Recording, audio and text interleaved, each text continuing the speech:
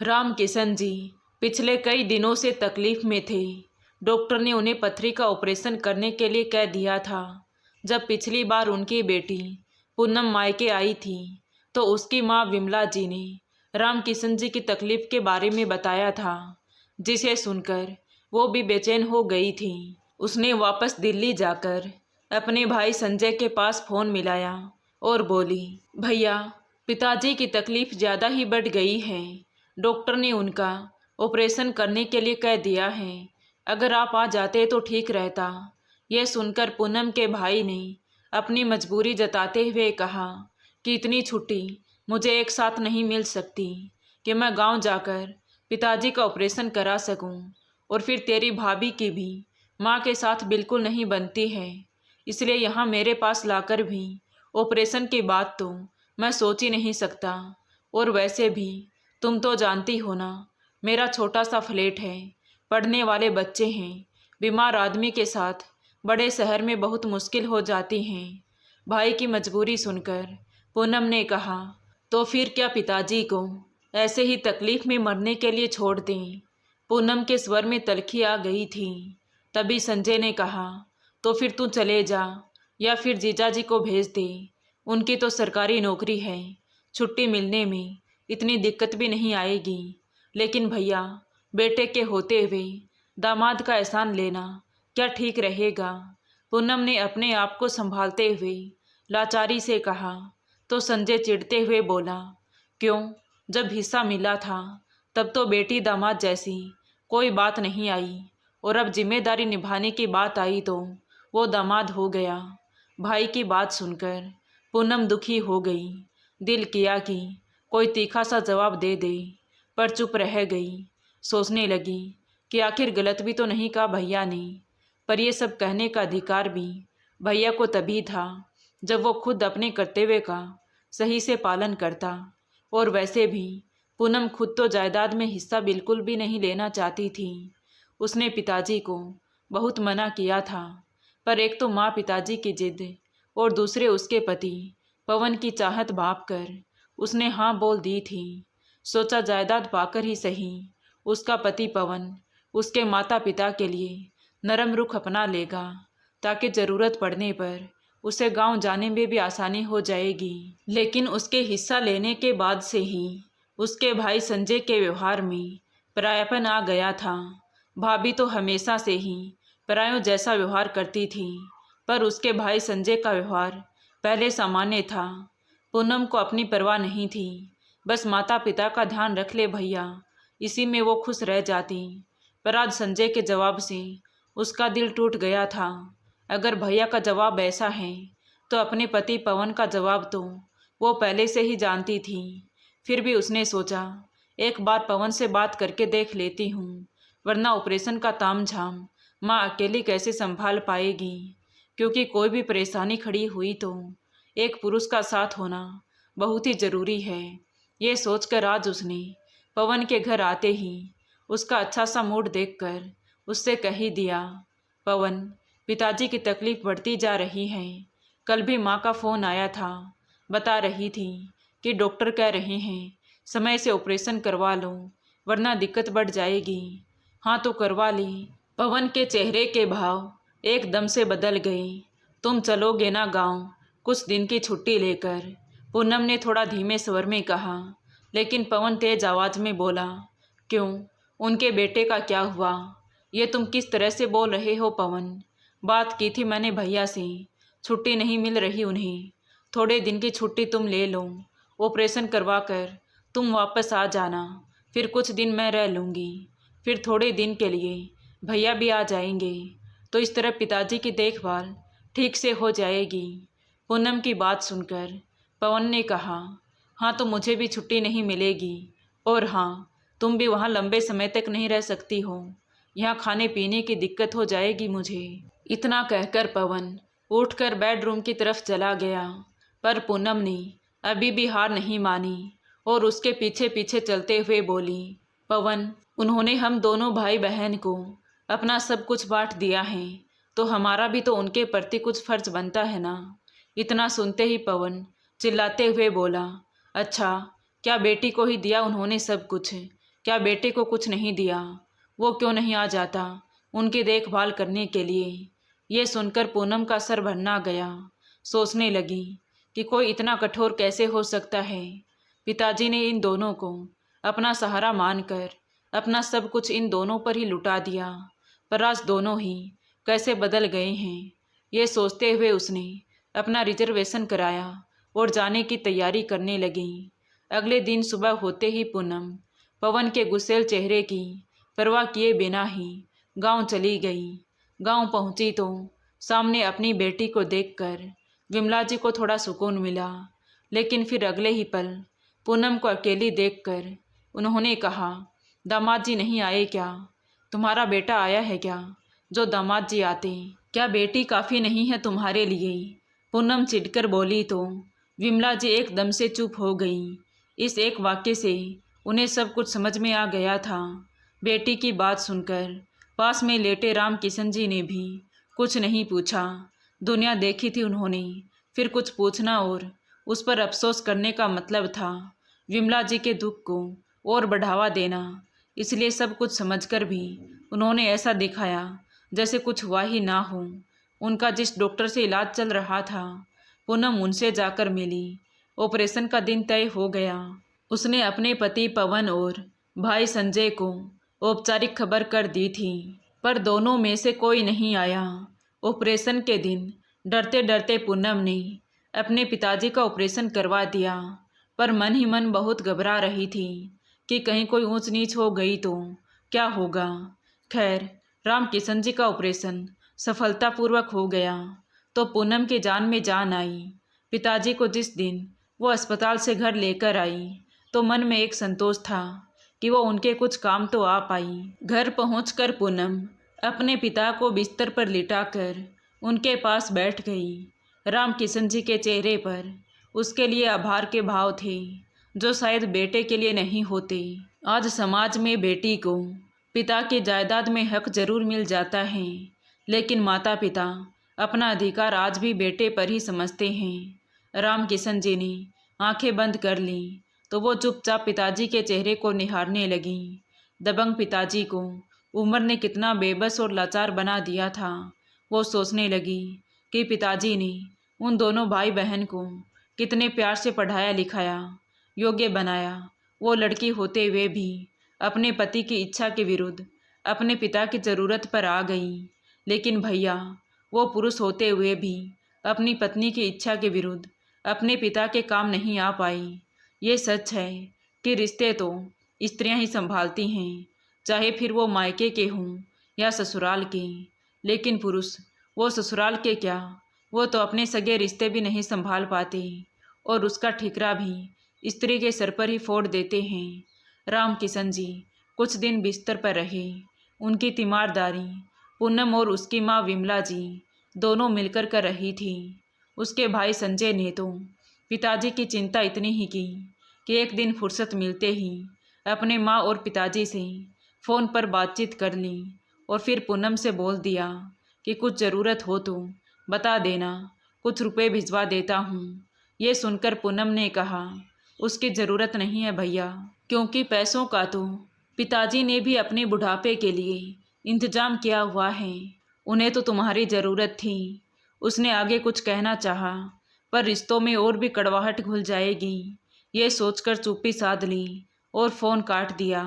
अगले 15 दिन तक गांव रहकर पूनम जब वापस अपने घर आई तो पवन का मुंह फूला हुआ था, लेकिन वो उसकी कोई परवाह ना करते हुए चुपचाप अपनी दिनचर्या में व्यस्त हो गई, क्योंकि पवन ने उसके पिताजी का हालचाल तक नहीं पूछा। लेकिन हाँ, उसकी सास ने ज़रूर उसके माँ पिताजी का हालचाल पूछने के लिए फ़ोन किया था। यह देखकर उसे अच्छा भी बहुत लगा। सोचने लगी कि सभी बुजुर्ग शायद एक दूसरे की हालत को अच्छी तरह से समझते हैं। धीरे धीरे ऐसे ही दिन बीतने लगे। राम किशन जी की हालत में निरंतर सुधार हो रहा था, इसलिए वो भी अब निश्चिंत थी। पूनम के सास ससुर भी गांव में रहते थे। सब कुछ ठीक चल रहा था, लेकिन एक दिन पूनम की सास सुमित्रा जी का बदहवास सा फ़ोन आया। पूनम बेटा, तुम्हारे ससुर जी की तबीयत अचानक बिगड़ गई और उन्हें अस्पताल लेकर जा रहे हैं। ये सुनते ही पूनम और उसके पति पवन तुरंत गांव के लिए निकल पड़े। पवन का भाई राकेश भी, जो मुंबई में रहता था, वो भी अपनी पत्नी के साथ अस्पताल पहुंच गया। वहां पहुंचे तो पता चला कि पवन के पिताजी को दिल का दौरा पड़ गया था। पवन के छोटे भाई राकेश की पत्नी सरिता, जो कि एक प्राइवेट स्कूल में पढ़ाती थी, वो 2-4 दिन की छुट्टी लेकर आई थी, पर उसके ससुर जी को तो एंजियोप्लास्टी और उसके बाद की देखभाल के लिए लंबे समय तक की ज़रूरत थी। इसलिए पवन के पिताजी अभी अस्पताल में ही थे। सरिता की छुट्टियां ख़त्म हो गई तो वो वापस जाने की तैयारी करने लगी। तभी पवन के भाई राकेश ने कहा, मैं भी चलता हूँ भैया, सरिता अकेली कैसे जाएगी। लेकिन राकेश, तुम ऐसे कैसे जा सकते हो? पिताजी को लंबी देखभाल और इलाज की ज़रूरत है। अगर अभी तुम जा रहे हो तो ठीक है, कुछ दिन हम रुक जाते हैं, फिर कुछ दिन तुम लोग छुट्टी लेकर आ जाना। पर भैया, हम दोनों तो प्राइवेट नौकरी करते हैं ना, इतनी लंबी छुट्टी नहीं मिल पाएंगी। और माँ पिताजी को अपने साथ भी नहीं ले जा सकते, क्योंकि सरिता भी नौकरी करती है, तो वो माँ पिताजी को समय नहीं दे पाएगी और ना ही पिताजी की देखभाल ठीक से कर पाएगी। इतना कहकर वो बिना देरी के अपनी पत्नी को लेकर मुंबई के लिए निकल गया। उनके जाते ही पवन सोच में पड़ गया। बड़ा भाई होने के नाते वो अपनी जिम्मेदारियों से भाग नहीं सकता था।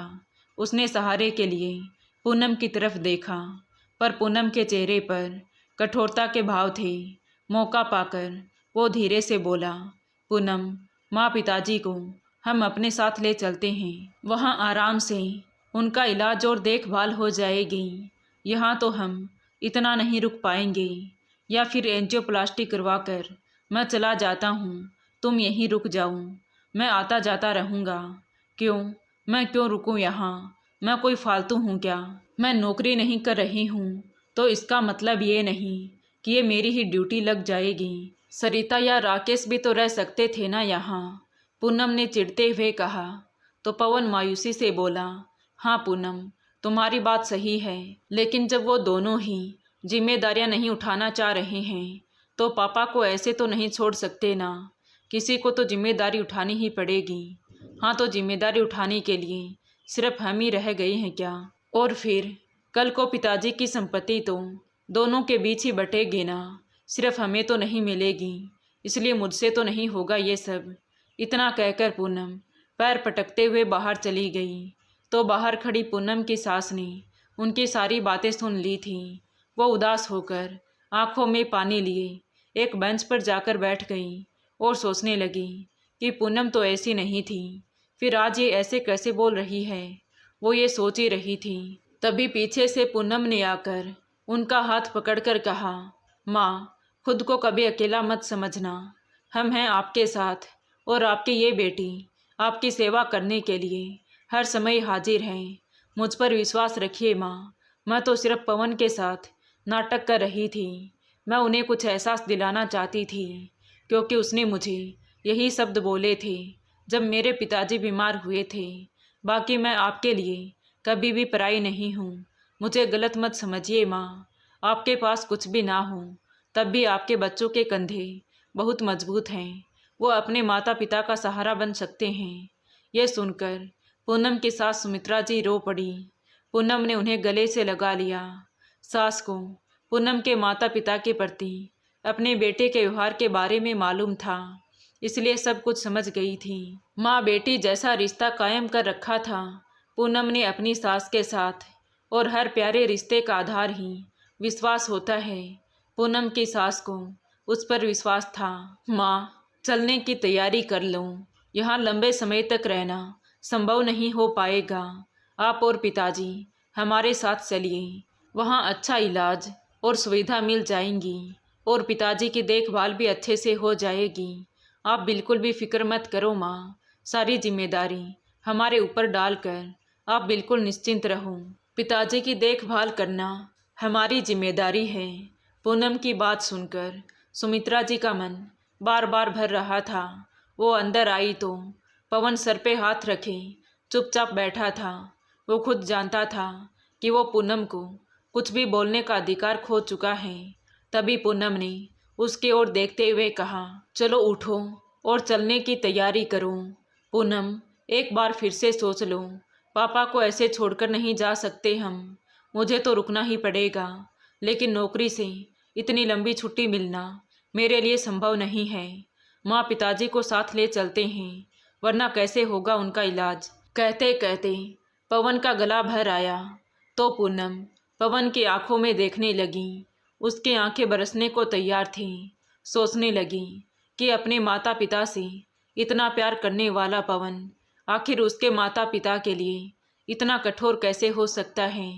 अपने पिताजी की याद आते ही पूनम का मन एकाएक ही पवन के प्रति कड़वाहट और नफरत के भाव से भर गया। लेकिन उसके संस्कार उसे इसकी इजाज़त नहीं देते थे। वो अपने सास ससुर के प्रति ऐसी कठोर दिल नहीं हो सकती थी। उसे ऐसे सोच में डूबे देखकर पवन ने कहा, पूनम, क्या सोच रही हो? पापा को साथ ले चले ना। तो पूनम ने बिना उसकी तरफ देखे हुए कहा, हाँ ठीक है, टैक्सी बुक कर लूँ। इतना कहकर वो बाहर निकल गई। तो पूनम के मुंह से हाँ सुनकर पवन ने तुरंत गाड़ी वाले को फ़ोन कर दिया और शाम तक अपने माता पिताजी को लेकर अपने घर आ गया। घर आने के बाद पूनम अपने ससुर की देखभाल बहुत प्यार से कर रही थी, जिसे देखकर पवन की आंखों में पूनम के प्रति आभार झलक रहा था। लेकिन पूनम चेहरे पर कठोरता लिए बिल्कुल चुप थी। उसके दिल का घाव अभी भी भरा नहीं था। वो सोच रही थी कि पवन को तो उसके पिताजी की सेवा करने की भी ज़रूरत नहीं थी। उसे तो सिर्फ ऑपरेशन के वक्त साथ रहकर उसको सहारा भर देना था, जो वो नहीं दे पाया था। उसके भाई के भला बुरा कहने का भी पवन को कोई हक नहीं था, क्योंकि उसने भी अपना हिस्सा लेकर अपना फर्ज नहीं निभाया था। ये सब सोचकर ही पूनम का मन पवन के प्रति क्रोध से भर गया। लेकिन फिर भी वो अपने ससुर की सेवा पूरे मनोयोग से कर रही थी, जिससे उनकी तबीयत में बहुत तेज़ी से सुधार भी हो रहा था। धीरे धीरे समय ऐसे ही बीतने लगा। अब पूनम के सास ससुर को उनके पास आए हुए 4 महीने हो चुके थे। उसके ससुर भी एकदम अच्छे से ठीक हो गए। कुछ दिनों बाद पूनम के सास ससुर ने गांव जाने का मन बना लिया और जिद करने लगे। तो पवन और पूनम उन्हें गांव छोड़ने गए। कुछ दिन उनके पास रहकर बंद पड़े घर की साफ सफाई कर वो वापस आ गई। सब कुछ ठीक हो गया था, पर उसके और पवन के बीच का शीत युद्ध अभी भी चल रहा था। उनके बीच की वो अदृश्य चुप्पी अभी भी खत्म नहीं हुई थी। पवन अपराध बोध महसूस कर रहा था और सोच रहा था कि कैसे बताए पूनम को कि उसे अपनी गलती का एहसास हो गया है। उससे बहुत बड़ी गलती हो गई थी। अब वो समझ पा रहा था कि अगर इस तरह बच्चे माता पिता की जिम्मेदारी एक दूसरे पर डालेंगे तो उनकी देखभाल कौन करेगा। कल यही अवस्था उनकी भी होगी, और तब उनके बेटा बेटी भी अगर उनके साथ यही करेंगे तो उन्हें कैसा लगेगा। कुछ सोचकर पवन एकाएक ही पूनम के मन की कड़वाहट को दूर करने के लिए घर से बाहर निकल गया। शाम को पूनम रात के खाने की तैयारी कर रही थी। तभी दरवाजे की घंटी बजी। उसने जाकर दरवाज़ा खोला तो सामने उसके माँ पिताजी खड़े थे। माँ पिताजी, आप अचानक यहाँ कैसे? सब ठीक तो है ना? पूनम उन्हें देखकर हैरानी से बोली तो उसकी माँ विमला जी ने आगे बढ़कर उसके सिर पर हाथ रखते हुए कहा, हाँ बेटा, सब ठीक है। बस दामाद जी आ गए थे और हमें अपने साथ चलने की जिद करने लगे। कहने लगे कि अगर मुझे बेटा मानते हो तो चलकर कुछ महीने हमारे साथ रहो। दामाद जी ने इतना आग्रह किया कि हम मना ही नहीं कर पाए और आनन फानन में हमें यहाँ आने की तैयारी करनी ही पड़ी। तभी पूनम की नज़र टैक्सी से सामान उतार रहे पवन पर गई तो एकाएक ही उसकी आंखें भर आईं। वो माँ पिताजी को अंदर बिठाकर बाहर आई तो पवन मुस्कुराते हुए अपने कानों को पकड़े उससे माफ़ी मांग रहा था। उसने डबडबाई आंखों से पवन की तरफ देखा। उसकी आंखों में ढेर सारा आभार और धन्यवाद झलक रहा था। वो सोच रहा था कि जब माता पिता ने अपनी पूरी जवानी अपने बच्चों के नाम कर दी तो इस उम्र में सहारे की तलाश भी तो वो अपने बच्चों से ही करेंगे ना, फिर चाहे वो बेटा हो या बेटी, दोनों को ही अपने माता पिता को सहारा देना चाहिए। वो ये सोच ही रहा था, तभी पूनम ने आगे बढ़कर पवन को गले से लगा लिया और उसे माफ़ कर दिया। कुछ दिन पूनम के माता पिता उसके पास रहकर वापस अपने गांव चले गए। अब पूनम को अपने पति से कोई शिकायत नहीं थी। अब जब भी उसके सास ससुर व उसके माता पिता को उनकी ज़रूरत पड़ती तो वो दोनों ही तुरंत हाजिर हो जाते और अपनी जिम्मेदारी बखूबी निभाते थे। तो दोस्तों, आपको ये कहानी कैसी लगी कमेंट करके ज़रूर बताएं। कहानी अच्छी लगी हो तो प्लीज़ वीडियो को लाइक करें, शेयर करें और हमारे चैनल कहानी विद देवांशी को सब्सक्राइब ज़रूर करें। Thank you.